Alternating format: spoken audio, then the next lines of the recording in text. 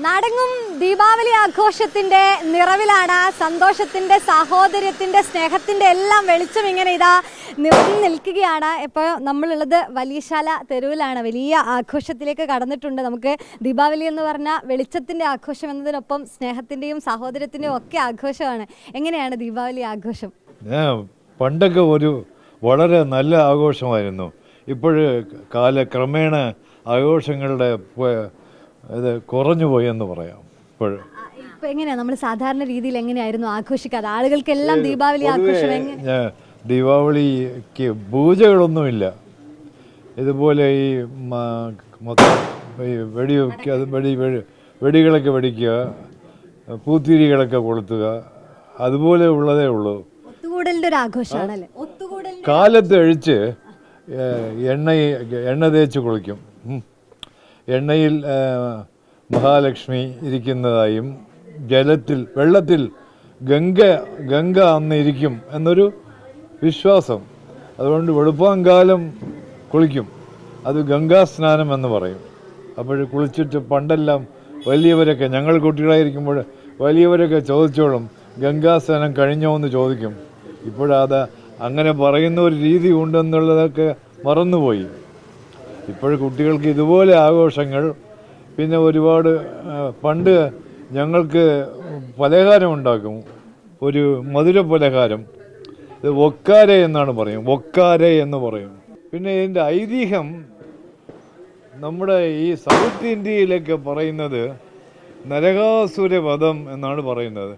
കൃഷ്ണൻ നരകാസുരനെ വധിച്ച ദിവസം, കൃഷ്ണനല്ല വധിച്ചത്, സത്യഭാമയാണ്. എന്നാലും നരകാസുരൻ എന്ന ഒരു വൃത്തികെട്ട ഒരു ശക്തി, നാശകാര ശക്തി ഇല്ലാതായ ഒരു ദിവസം.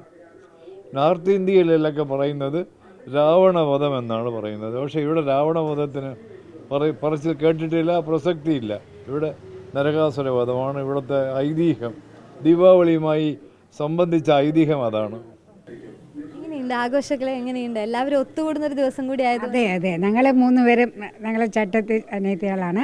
ഞങ്ങൾക്ക് വന്ന് കൂടുമ്പോൾ ഒരു വളരെ സന്തോഷമാണ്. അതുകൊണ്ട് എവിടെ ഇരുന്നാലും ഞങ്ങൾ വന്ന് എത്തും. ഇവിടെ ദീപാവലിക്ക് എന്ന് പറഞ്ഞ് ഇവിടെ വന്ന് എത്തും. പിന്നെ പിള്ളേരുടെ സന്തോഷം നമ്മളത് കണ്ട് നമ്മൾ സന്തോഷിക്കുക. അതിങ്ങനെയാണ് ചോദിക്കുന്നത്, ഗംഗാ സ്നാനം കഴിഞ്ഞോ എന്നാണ് ചോദിക്കുന്നത്. അങ്ങനെയാണ് ചോദിക്കുന്നത്. ദീപാവലി വിഷസ് എന്ന് പറയുന്ന കാട്ടിലും ഞങ്ങൾ ബ്രാഹ്മിൻസും റിലേറ്റീവ്സും തമ്മിൽ ഗംഗാ സ്നാനമായാച്ച അങ്ങനെ ചോദിക്കും. അതാണ് നമ്മളുടെ പ്രധാന ഇത്. എങ്ങനെയുണ്ട് ആഘോഷം? എങ്ങനെയുണ്ട്? നല്ലതാ. ഞങ്ങളുടെ കല്യാണം കഴിഞ്ഞിട്ട് ഫസ്റ്റ് ദീപാവലിയാണ്. അപ്പോൾ അതിന് അമ്മയുടെ വീട്ടിൽ വന്നിട്ട് എല്ലാവരുമായിട്ട് ആഘോഷിക്കും. ഇവിടുന്ന് ആഘോഷിച്ച് പോയ ആളുകളാണ്, പക്ഷേ ഡബിൾ ഹാപ്പിനെസ് എന്നൊക്കെ പറഞ്ഞൊരു തിരിച്ച് ഇവിടെ ഒരു ഫസ്റ്റ് ഇയർ ഇവിടെ വന്നിട്ട് ആഘോഷിക്കുമ്പോൾ ഉള്ള സന്തോഷം പ്രത്യേകമാണ്. ഇനി എങ്ങനെയാണ്? നാളെയാണ് ദീപാവലി. എങ്ങനെയാണ് ദീപാവലി ആഘോഷം? ഇനി എങ്ങനെയാക്കാം? നല്ല ദീപാവലിയാണ്, അടിപൊളിയാണ്. ആഘോഷമൊക്കെ അടിപൊളിയാണ്, ഉഷാറാണ്. എല്ലാ മക്കളൊക്കെ എല്ലാവരും വന്നിരിക്കുമ്പോൾ ഭയങ്കര സന്തോഷമല്ലേ. എല്ലാവരും ഒത്തുകൂടലിൻ്റെ ഒരു ആഘോഷം. അതെ. ദീപം തെളിച്ച് പ്രകാശത്തിൻ്റെ ഒരു ഉത്സവമായിട്ട് ഇരിക്കുകയാണ്. അത്രേ ഉള്ളൂ.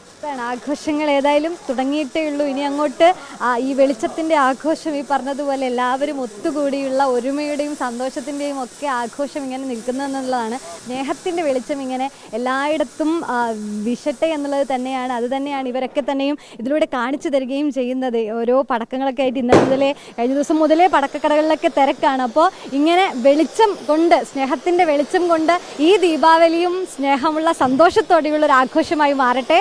വീഡിയോ ജേർണലിസ്റ്റ് ബിപിൻ ചെങ്കലിനൊപ്പം reporter Sunisha Yellur, in reporter, Thiruvananthapuram.